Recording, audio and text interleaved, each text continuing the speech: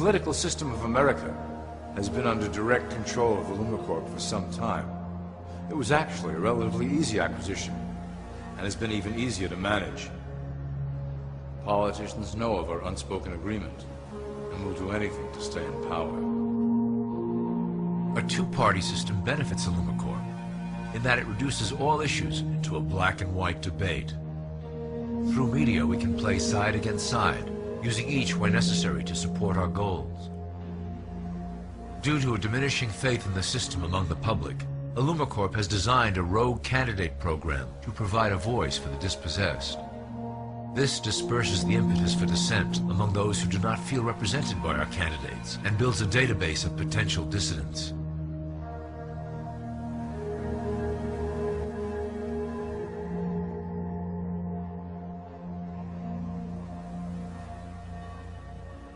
At the turn of the last century, ILLUMICORP took a serious interest in public education.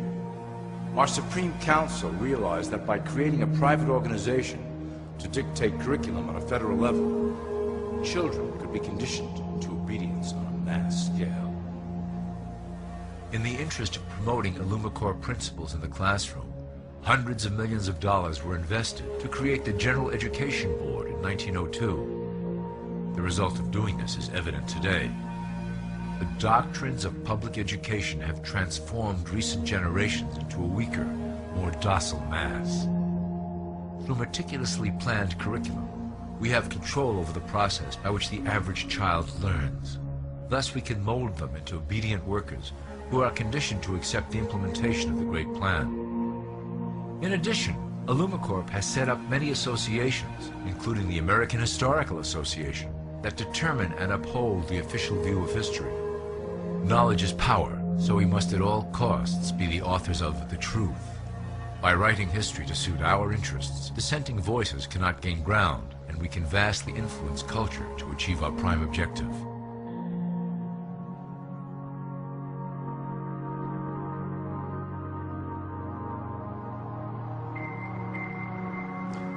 ILLUMICORP uses the media to shape the public's opinion about current events and condition desired attitudes about our future agenda. Through news, entertainment, and advertising, we can program a variety of emotions and responses into the collective unconscious. In the past, we were limited entirely to print media, but now we have multiple mediums to utilize in programming and conditioning the masses. With cable news, we have directed the public to a more entertainment-based consumption of world events, infotainment. This medium is far more effective at subliminal reinforcement of desired attitudes towards our objectives. For instance, we are currently instilling a sense of duty towards environmental issues.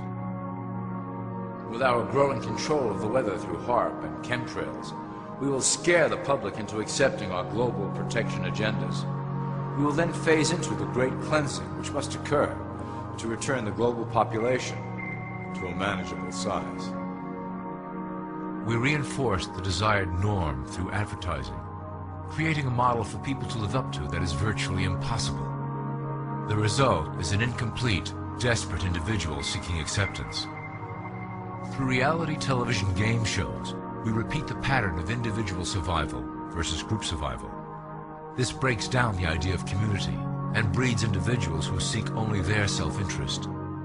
With a public that is constantly suspicious and scheming, we maintain the status quo of a divided population that never thinks to look up.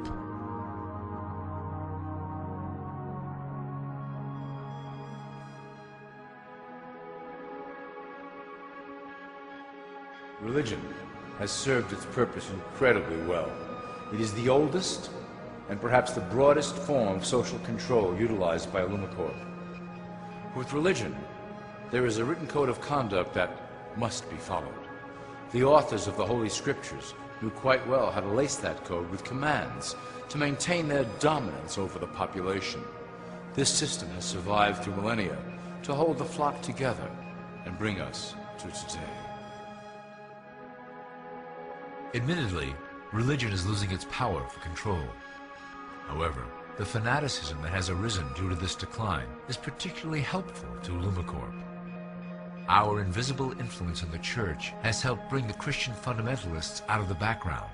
We control their opinions on current issues through policies designed and written right here at ILLUMICORP headquarters. They are sent to our ministers, who then preach the Word of God and their interpretations of the Bible to their followers. Their blind faith is used to transform them into willing soldiers to defend our cause during the catastrophes ahead.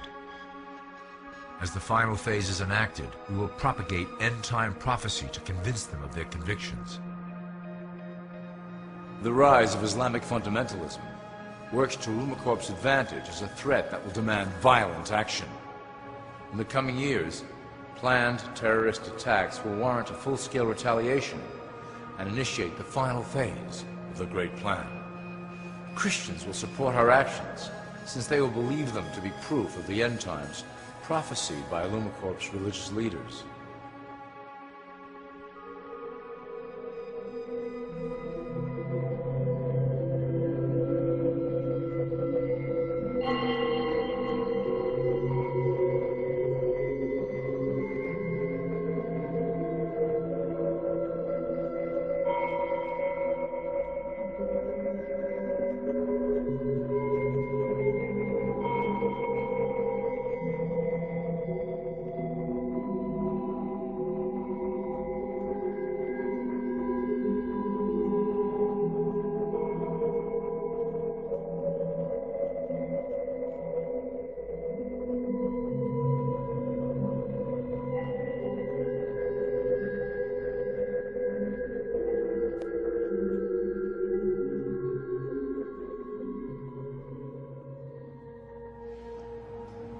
Now that you have a basic understanding of how we work over here at ILLUMICORP, I would like to introduce you to one of our latest projects, the Control Grid.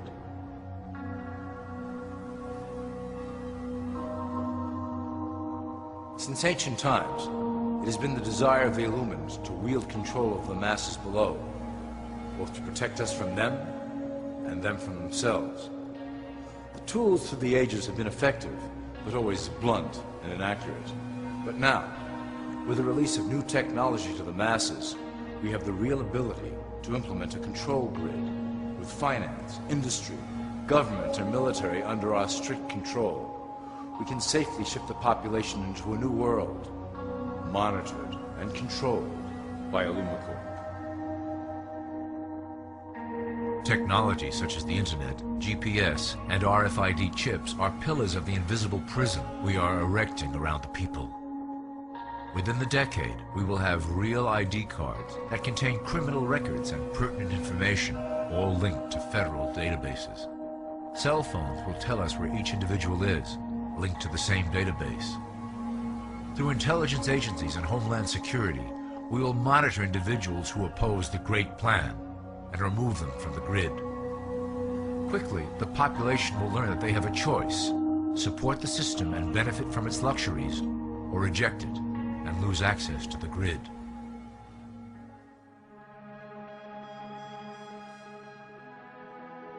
Well, that was quite an overview. I hope it gave you an understanding of our process and basic overall structure here at ILLUMICORP.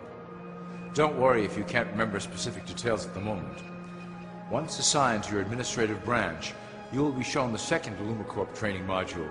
Your initiate supervisor will brief you on your specific duties at that point. Also, please review your copy of the Great Plan and the attached code word and symbols booklet. You will need to know the ways we communicate internally through public channels. This concludes Part 1 of the ILLUMICORP video training module. I wish you the best of luck, and may our plan complete in secrecy.